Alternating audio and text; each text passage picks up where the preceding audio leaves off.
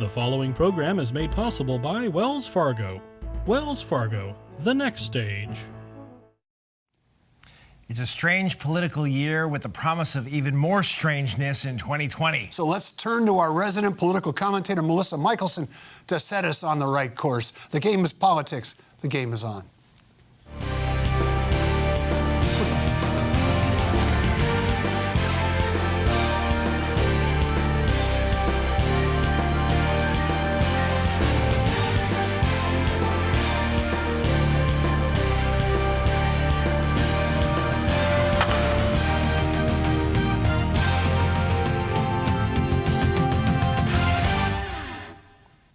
Since Donald Trump's stunning victory in 2016, American politics has been a roller coaster ride full of twists and turns, sudden plunges, and the occasional screaming session. What could 2020 possibly hold?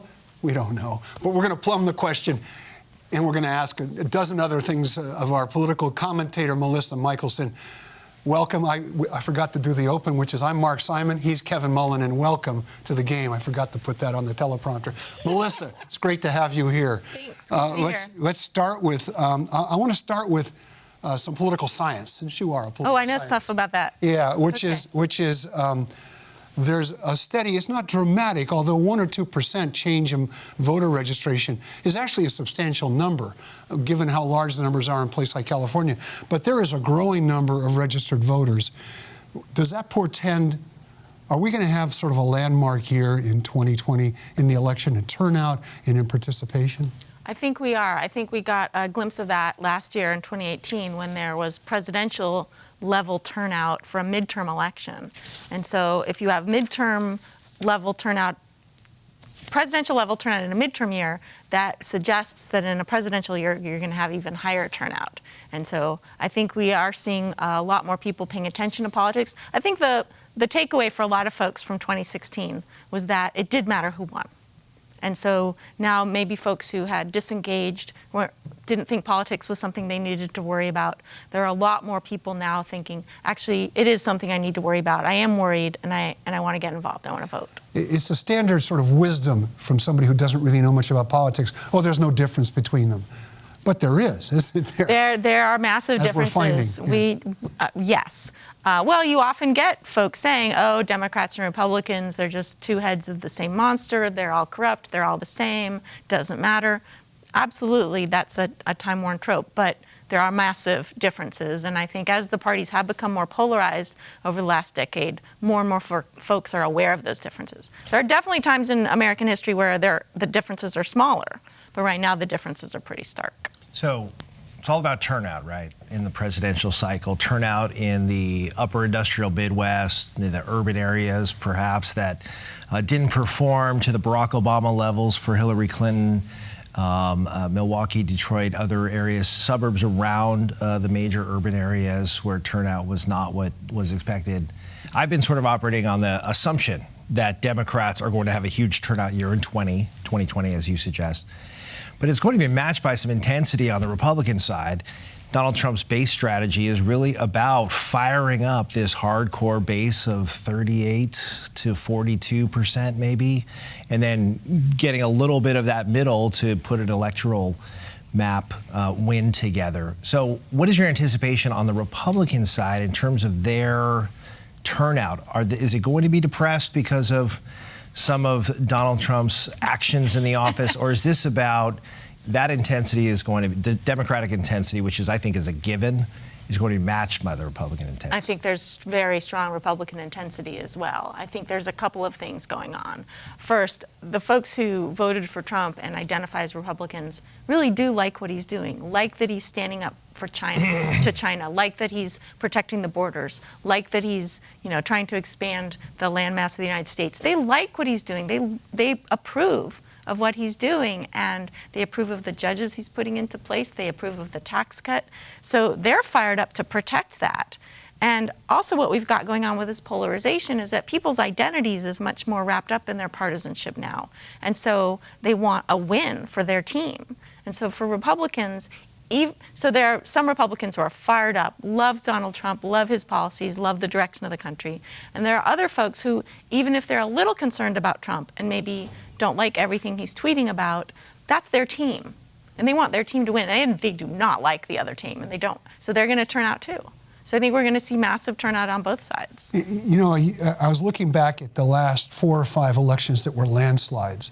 And the loser in that landslide, Mondale, Dukakis, not Dukakis, but McGovern, some of the others, Goldwater, got 35 to 40% of the vote, which makes me think, first, anybody can get 35 to 40% of the vote, but also you can get wiped out with that much of the vote.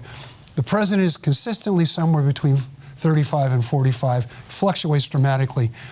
Does that portend of a landslide, defeat by him, or another election where he barely squeaks by, or maybe one or the other? We're wildly speculating, right? Because I have no freaking idea what's going to happen in 2020. We'll save the tape, by the way. Yeah. Well, since none of us knew what was going to happen in 2016, it's just that much more fun for us We to thought we knew now. it was going to happen. Yeah. But the models do show that his chances for re-election are lower than you might expect for an incumbent president. So there are some political scientists out there. Rachel Bittkoffer has some really good models, and she was the only one who correctly predicted everything that was going to happen last time. So she's getting a lot of media attention right now, and she's predicting a landslide win for the Democrats next year. So who knows? And it is unusual to have a president who is, I would say, relatively unpopular in an economy that's doing so well. But we're just now seeing some headlines that the economy may be facing some headwinds. And if that were to kick in a 2020 election year, that would just create an additional downdraft, since we're talking about wind and those things, a downdraft on his chances for re-election. Absolutely. So the two most powerful predictors of a presidential election outcome are the president's popularity ratings and how well people are doing in terms of their per capita disposable income. So if people are hurting, which would be terrible, right? If we enter a downturn, if we enter a recession, that's terrible. But then it's also terrible for Trump's chances for re-election. And it doesn't help that his tariffs keep costing us money, and he seems to think it's like a tax on China or something. But well, there's a question of whether he realizes that his standing up to China, while maybe that's winning him support in terms of, yes, someone's getting tough on China, is then maybe hurting him, because then people are hurt in their pocketbooks, and then they don't want to vote for him. You know, we've had, leading up to this show, an extraordinary stretch of time in which race and religion have been at the forefront of the president's commentary. All of it, the kinds of things you never hear. Or in the case of race, you probably haven't heard it since Andrew Johnson was president. I mean, he's just remarkable. I guess Woodrow Wilson was probably pretty. We've had a lot of racist presidents, so it's not that hard to find. You were talking about his base holding firm. None of this stuff seems to bother them. Why is that? What's your sense of that? Well, I think there's a lot of folks who do feel like America is under attack in terms of the changing racial demographics, in terms of the flows of immigrants, including asylum seekers, including refugees, the growing number of people who are Muslim or who are from Central America. And that makes them feel uncomfortable, because they think of America as being a certain way, and now it's changing. And so... When you say a certain way, you mean white Christian. Yeah. Yeah. Yeah, and so it's this kind of feeling of discomfort of, this is the America that I thought I lived in, this is the America that I was comfortable in, and I'm uncomfortable now. Now there are people in the supermarket speaking languages I don't understand. Now there are restaurants serving food that I don't recognize. Now everything feels weird. I don't feel safe. I don't feel comfortable. And they respond to that with wanting to stop that change. And so, you know, folks are saying, oh, Trump says the quiet parts out loud, but a lot of folks are saying quietly, maybe they don't think of themselves as racist, but they think of themselves as proud Americans, they think of themselves as traditional, they want to preserve American values, and they see these demographic changes as a threat. And so they're just protecting themselves and protecting America. So I think, you know, it's not that they think of themselves as racists. They think of themselves as patriotic Americans. They think of themselves as protecting America. And so when the president says those things, they don't see it as racist. They see it as, yes, he shares my concerns, that there are people who are threatening America, are threatening our values. We're going to take a quick break. Stick around. We'll be right back.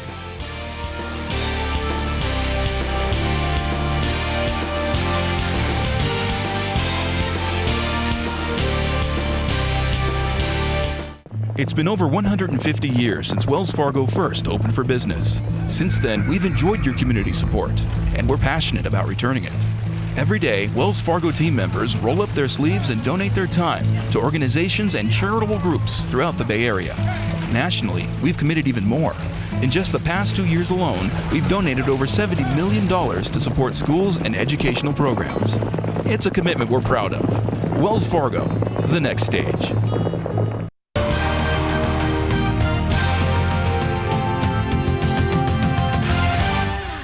Welcome back to the game. I'm Mark Simon. He's Kevin Mullen. Over here is our pal, Melissa Michelson. Thank you for being here. We talked a lot about sort of the political setting. What are the issues you think that are going to move the needle for people?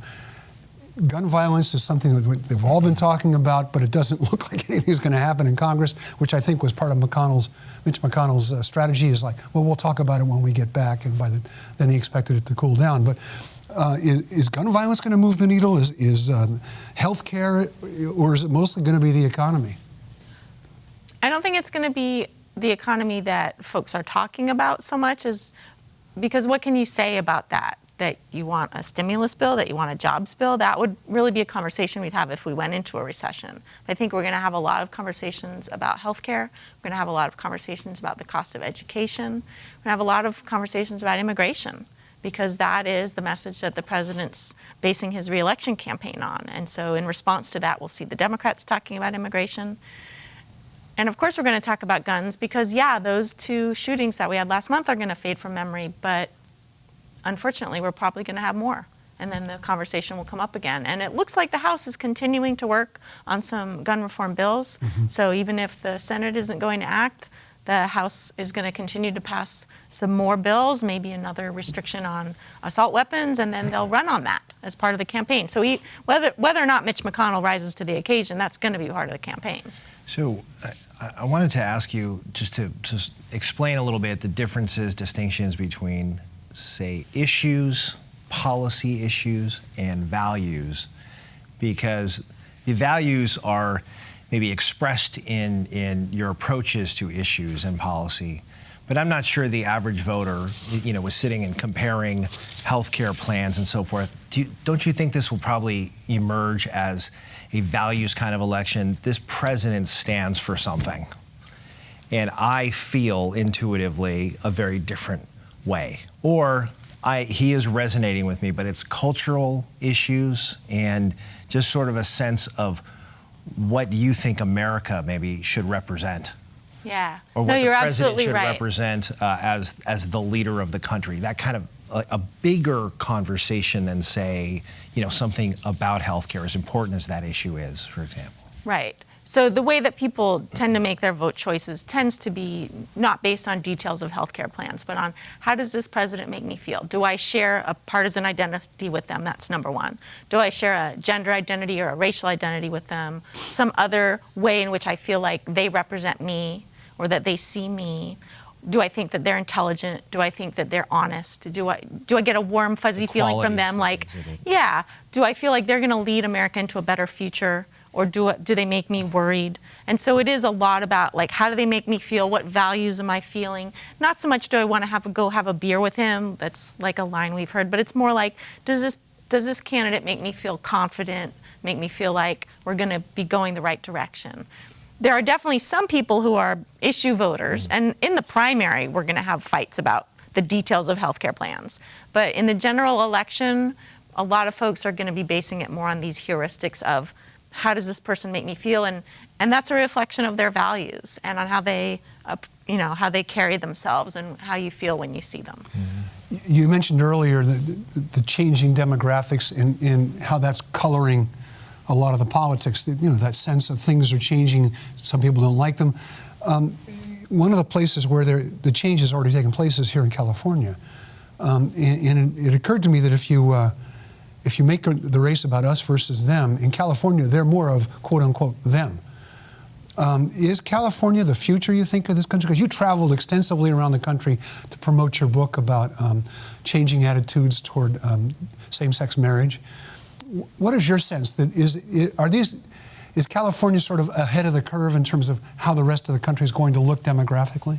I think it is, yeah. Absolutely. And I actually teach California politics, and I'm a co-author of a textbook about California politics, and that's one of the themes of the book, is that California is kind of the future. So you see it happen here, and then it happens nationally. So yes, America is becoming more diverse, and California experienced some growing pains over that. You might remember the 1990s. Yeah. We kind of freaked out a little bit about those changing demographics, and now we've moved past it. Now that's kind of more happening on a national stage. Freaking out, you mean, over some of these changes? Yeah. And Wilson used that to get reelected in 1994 in California, and maybe Trump will use that to get reelected in 2020. But it's that same feeling of, because of people coming across the border, things are changing, and what are we going to do about that? Are we going to welcome the newcomers and make them Americans, or are we going to try to close things off? Yeah. Since you mentioned California, I am very interested in what's going to happen in the early presidential primary in March of 2020 if California is going to count. I've been pushing that message that we're finally going to matter on Super Tuesday, which will be crowded on Super Tuesday, many other states participating, but you're starting to see this messy Democratic nomination fight. You're seeing some of these candidates now staffing up in California, that they are actually going to get a ground game going in California, which is something we haven't seen in a long time, frankly, in a meaningful way in a primary cycle. What is your observation so far just about the temperature when you talk to your students? Are they excited that we've got a presidential race that's coming and that the Democratic fight is really a wide open kind of a deal, I think, at this point, and California could very well have a role to play? And let me stop you there. This is what we call a cliffhanger. Come right back. We're going to take a break, but Melissa's going to answer that question. Come right back.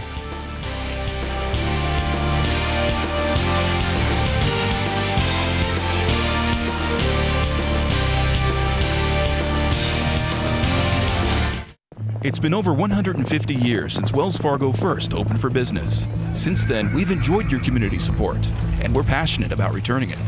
Every day, Wells Fargo team members roll up their sleeves and donate their time to organizations and charitable groups throughout the Bay Area. Nationally, we've committed even more.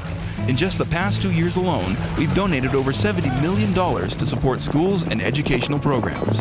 It's a commitment we're proud of. Wells Fargo, the next stage.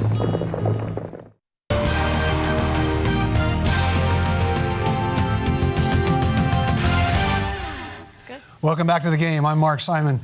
He's Kevin Mullen. He just asked a great question, and now Melissa has to answer it. All right. Well, I don't know how the students feel, because we just started classes on Wednesday, so we just had one class so far. You don't make them take a survey before they come into the class? I gave them the citizenship test, actually. Oh, so how'd they do? It's the beginning of the semester. It's a pretest. But I do think it's very exciting, and I think it's about time that California had a say in who the nominee should be. We're such a huge prize in terms of delegates. We're such a huge portion of the American electorate.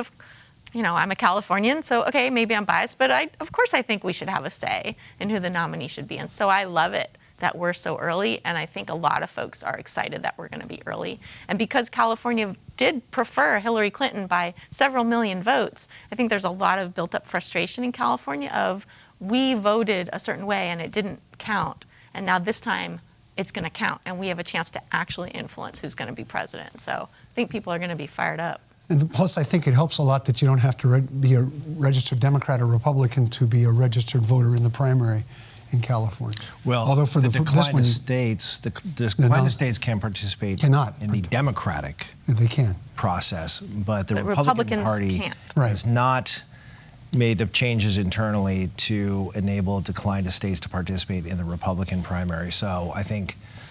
So the declined states will vote in the Democratic primary. If they... And that's most of California anyway. Well, and the fact is, I was referencing the registration numbers. It's 43% Democrat, 23% Republican. So by the next election, they could be twice as many Democrats. But the largest growing group is the people who state no party preference, 28%. And they're up almost 4% over the last time. So looking ahead at the Democratic field, any sense of how that might shake out? We're still waiting for the next debate to see if some more of these folks drop out, I guess. And well, we just lost Seth Moulton this morning, which, so now we lost 3 of the white guys in a week. Who knows who else will drop? Bad week for white guys. It's sorry, guys. But I think in California, there's still a lot of support for Bernie Sanders. There's a lot of support for Joe Biden. And so there's a question of, well, is that going to overpower what a lot of folks thought would be Kamala Harris's home field advantage? There's also a lot of support in California for Elizabeth Warren. So, if any of those folks does really well in California, whether or not they beat Kamala Harris, I think that'll be something remarkable about the field. And I think the person who has the most to worry about in terms of the California primary is Kamala Harris, because if she doesn't win in her home state, that does not look good for her. She can't underperform. How do you explain her dip in the polls? She's had a rough month here from a polling standpoint. Of course, it really is a roller coaster. You don't know by the time Iowa rolls around in January. She may be surging at that point. I mean, this is really hard to predict, but is there anything that you can identify as a political scientist why she went from very clearly a top tier, and I still think she's sort of hanging on to that top tier, but she's lost about 12 points in the national, and the national polls don't really mean a whole lot because it is a state by state. Nonetheless, the narrative becomes what's going on with her candidacy, what's happening, why is she flagging? Yeah, I think basically what's happening is that Democratic electorate is a little freaked out about electability. And so they think, oh, wow, Kamala Harris, really like her, really like what she said, really like how she performed on this. And then they're, oh, wait, but we gotta win. And so maybe it can't be a black woman. I think that's hurting her. They think, oh, we've got to make sure that we have somebody who can beat Donald Trump, and maybe that means we need Joe Biden. And so people surge towards Kamala Harris because they like what she's saying, and they like her plans, and they like her accomplishments, and then they kind of have this little freak out. We're like, well, but is that really our best argument? And then there's also a second thing going on, which is she's not the most progressive of the candidates. She's got all these folks over to her left, and right now the Democratic Party, in part thinking about turnout, but in part because it's just like, well, if we're gonna take the presidency, let's take it with this progressive agenda. She's really more moderate. She's a pragmatist. Right? Well, and so that hurts her too. I wonder if it couldn't be something else you referenced, which is that sense of her persona. I mean, Biden, you have a sense of who he is. I think Elizabeth Warren has done an excellent job of sort of conveying herself as someone who's going to fight for us. And it reminds me of Bill Clinton saying, I feel your pain. Yeah. That you get the sense that she's genuinely concerned about everybody. And in her case, in Kamala Harris's case, I'm not sure there was that sort of show of who she was during that first debate where she really put Biden on the spot. But the rest of the campaign, she's always been known in California as ridiculously cautious. Yeah. And I wonder if let's have a conversation about that. I'm interested in, she said, let's talk about that a lot. And I think that bothered people. On the other hand, I want to say, following up on Kevin's point, although she's not doing so great in the national polls, what I hear from my friends in Iowa who teach at like the University of Iowa and are going all of the events is that they get the feeling from Kamala like they got from Obama in 2007. That she does really well in the big groups, that she does really well in the one-on-ones, that there's some feeling that they get from her that makes them think it's happening again. And so we're 6 months out. Yeah, anything could happen. And if she does well in Iowa and New Hampshire, and then of course she'll do well in South Carolina, then I think her national polls might go back up and stay there for March. So we're starting to run out of time. I wanted to talk a little bit about something local, which is the local registration in San Mateo County shows 51% Democrat, 14% Republican. Is the Republican Party an endangered species here on the peninsula? Is it? I mean, that's a pretty. It's half. It's not even half the size of people on the peninsula who state no party preference. Yeah. No, it's bad news for the two-party system when one party is so marginalized, and I think it's a reflection of the Trump administration that, especially in California, folks who have traditionally identified as Republicans are no longer comfortable identifying themselves as Republicans, and so they're switching their registrations to decline to state. They're not Democrats. But I think what is also true is that if the Republican Party were to shift again, they would go back. So now they're kind of closeted Republicans.